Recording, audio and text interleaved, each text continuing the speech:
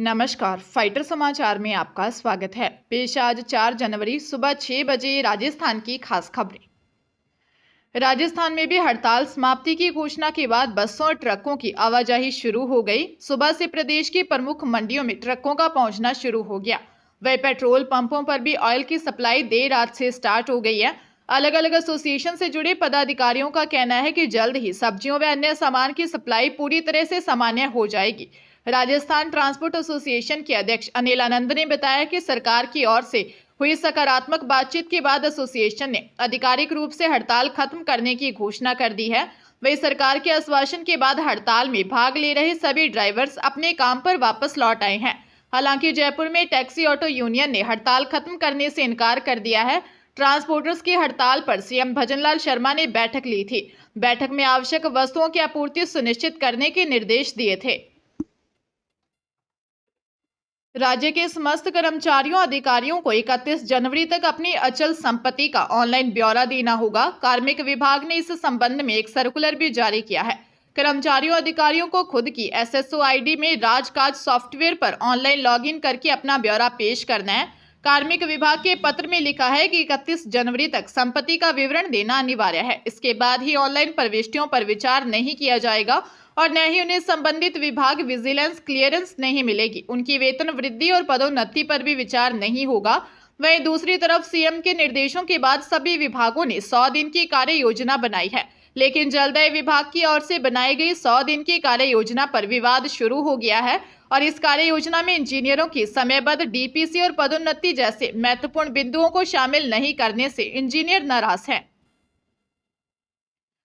भजनलाल सरकार के कई मंत्रियों ने बड़े विभाग के लिए जयपुर से दिल्ली तक लॉबिंग तेज कर दी है। विभागों के बंटवारे का ऐलान 3 दिन में होना संभव है। हालांकि इस पर करणपुर चुनाव की छाया साफ दिख रही है। यहां से सरकार ने भाजपा उम्मीदवार सुरेंद्र पाल सिंह टीटी को मतदान से 6 दिन पहले मंत्री बनाकर चुकाया था। टीटी को मंत्री बनाए जाने के बाद से हवा का रुख टीटी की तरफ ही है, जिसके चलते उनकी जीत की संभावनाएं भी बनी हुई हैं। सूत्रों का कहना है कि चुनाव के कारण ही विभाग होल्ड पर है। यहां के परिणाम के बंटवारे में अहम भूमिका होगी। करणपुर में मतदान कल और मतगणना 8 जनवरी को होगी। श्री करणपुर विधानसभा क्षेत्र में बुधवार शाम को चुनाव प्रचार थम गया। यह दोनों ही पार्टियों ने यहां चुनाव प्रचार में दमखम लगा रखा है। पूर्व सीएम अशोक गहलोत, कांग्रेस प्रदेश अध्यक्ष गोविंद सिंह डोटासरा सहित कई दिग्गज नेता जहां कांग्रेस प्रत्याशी रूपेंद्र सिंह कुन्नर के प्रचार में जुटे हैं, वही केंद्रीय मंत्री गजेंद्र सिंह शेखावत, प्रदेश अध्यक्ष सीपी जोशी, राजेंद्र राठौर सहित भाजपा के कई दिग्गज नेताओं ने प्रचार में पूरा दमखम लगा रखा है। कोहरा और ठंड बढ़ने से ट्रेन और हवाई यात्रियों की परेशानी भी बढ़ गई है। जयपुर जंक्शन रेलवे स्टेशन पर करीब 2 दर्जन ट्रेनों की देरी से आवाजाही हुई। इधर जयपुर इंटरनेशनल एयरपोर्ट पर भी कम दृश्यता के चलते विमानों की आवाजाही प्रभावित हुई। जयपुर से उदयपुर जाने वाले विमान का संचालन ऐन वक्त पर रद्द करना पड़ा। यात्री करीब 4 घंटे तक इंतजार करते रहे। इसी बीच दुबई से जयपुर पहुंचा विमान भी करीब पौने घंटे तक हवा में चक्कर लगाता रहा। इस दौरान यात्रियों की सांसें अटकी रही। इनके अलावा जयपुर से आगरा, चेन्नई, सूरत, उदयपुर, इंदौर, भोपाल, अहमदाबाद जाने वाले विमानों ने 1 से 2.5 घंटे तक देरी से उड़ान भरी, जिससे यात्रियों को काफी परेशानी झेलनी पड़ी। प्रदेश में 13 जगहों पर कोल्ड डे घोषित किया गया। अलवर, भरतपुर, भीलवाड़ा, बूंदी, दौसा, धौलपुर, जयपुर, झुंझुनू, करौली, कोटा, सवाईमाधोपुर, हनुमानगढ़, श्रीगंगानगर में कोल्ड डे रहा। हरियाणा के करनाल में 2 हथियारबंद बदमाशों ने दिल्ली चंडीगढ़ नेशनल हाईवे पर करनाल के स्पेयर पार्ट्स कारोबारी को गोली मारकर कार और 3 लाख का कैश भी ले गए। यह वारदात नेशनल हाईवे 44 पर करनाल के गांव कुटेल के पास हुई। वारदात करने वाले दोनों बदमाश लिफ्ट लेकर कार में सवार हुए थे। कारोबारी नौकर अमित के साथ सामान खरीदने दिल्ली जा रहा था। गन पॉइंट पर कार लूट का पता चलते ही मधुबन पुलिस वहां पहुंची, जिसके बाद पैर में गोली लगने से घायल कारोबारी संजय गाबा निवासी चौधरी कॉलोनी को इलाज के लिए राहगीरों की मदद से अस्पताल में भर्ती करवाया गया। पुलिस ने केस दर्ज कर ड्राइवर के बताए बदमाशों के हुलिये और सीसीटीवी कैमरे खंगालकर उनकी तलाश शुरू कर दी है। थाना प्रभारी विनोद कुमार ने कहा कि बदमाशों की पहचान कर पकड़ने की कार्रवाई शुरू कर दी गई है। महिला उत्पीड़न के मामलों में सरकार गंभीरता दिखाती है। उनके लिए अलग अलग तरह के कानून भी बने हैं, लेकिन अत्याचार लगातार बढ़ ही रहा है। खासकर महिलाओं का अपहरण और उनके साथ दुष्कर्म के मामले साल दर साल बढ़ रहे हैं। बीकानेर रेंज के चारों जिलों बीकानेर, श्रीगंगानगर, हनुमानगढ़ और अनूपगढ़ में पिछले 3 सालों में महिला अपराध पर पड़ताल की गई। सामने आया कि किडनैप और उनके साथ दुष्कर्म के मामले साल दर साल बढ़ रहे हैं। महिलाओं पर अत्याचार भी कम नहीं हो रहा है। चारों जिलों में पिछले 3 सालों के दौरान महिला अपराध में 27.55% की बढ़ोतरी हुई है। महिलाओं का अपहरण 43.15% और दुष्कर्म 30.15% हुए, जो सबसे ज्यादा है। उसके बाद छेड़छाड़ 28.12%, दहेज उत्पीड़न 25.15%, अन्य महिला अत्याचार 21.25% है। 3 सालों में महिलाओं पर अपराध के मामले में बीकानेर पहले, श्रीगंगानगर दूसरे, अनूपगढ़ तीसरे और हनुमानगढ़ चौथे स्थान पर है। झुंझुनू जिले के पिलानी कस्बे में व्यापारियों को धमकी मिलने का एक और मामला सामने आया है। इस बार अलग ही तरीका अपनाया गया है। एक व्यापारी व उसके बेटे नाम से जगह जगह पर्चे चिपकाए गए हैं। इन पर लिखा है कि दोनों बाप बेटे का जल्द निधन होगा। 4 जगह पर ऐसे पर्चे चिपके हुए मिलने पर व्यापारी पंकज मित्तल ने अज्ञात के खिलाफ थाने में दी रिपोर्ट में बताया कि किसी ने रंजिशवश या उसकी छवि खराब करने या फिर डराकर रुपए हड़पने के लिए ऐसा किया है। पुलिस ने चारों ही जगहों के सीसीटीवी कैमरे खंगालने शुरू कर दिए हैं। मुख्य बाजार में स्थित रेडीमेड कपड़ों की दुकान पर पवन मित्तल और उनके 2 बेटे पंकज मित्तल तथा अंकित मित्तल बैठते हैं। तीनों दुकान पर पहुंचे तो पंकज मित्तल के मोबाइल पर एक जानकार ने बताया कि राजपुरा मोहल्ले सहित कई जगहों पर उनके नाम के पर्चे चिपके हुए हैं। पुलिस मामले की जांच कर रही है।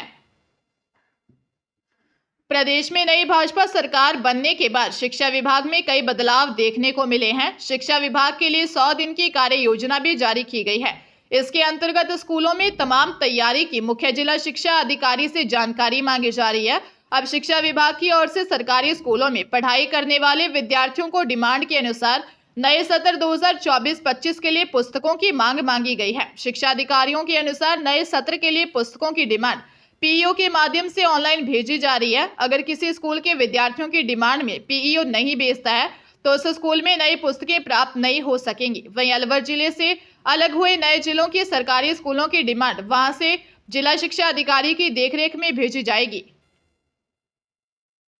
राजस्थान में एक बार फिर राइट टू हेल्थ अधिनियम का मुद्दा गरमाने लगा है। कानून को बने 9 महीने हो गए, लेकिन अभी तक न तो इस कानून के नियम बन पाए हैं और ना ही यह कानून लागू हो पाया है। ऐसे में सामाजिक संगठन एक बार फिर मुखर हो गए हैं।